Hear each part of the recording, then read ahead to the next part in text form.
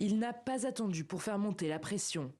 Dès le lendemain du vote par les députés britanniques de son projet de loi visant à expulser les migrants clandestins au Rwanda, le Premier ministre Rishi Sunak enjoint la Chambre haute du Parlement d'adopter le texte, qu'il qualifie de priorité nationale urgente.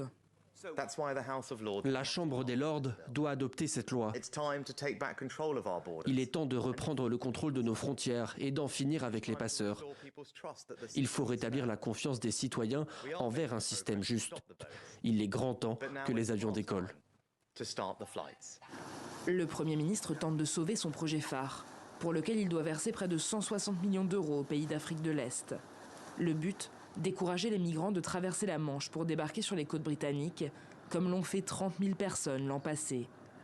Le 15 novembre dernier, la Cour suprême avait jugé le texte illégal et estimé que les migrants, une fois arrivés au Rwanda, risquaient d'être renvoyés vers leur pays d'origine et exposés à des persécutions.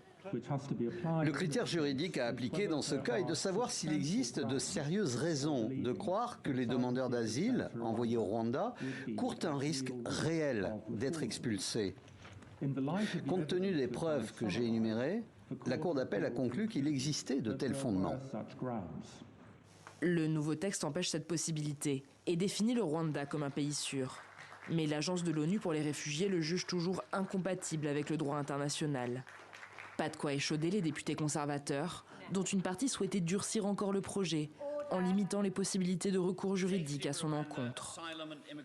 Avec cette loi, cela prendra des mois d'évacuer les personnes hors du pays. Nos capacités de rétention seront au maximum. Les gens seront placés dans des hôtels et ils disparaîtront dans la nature.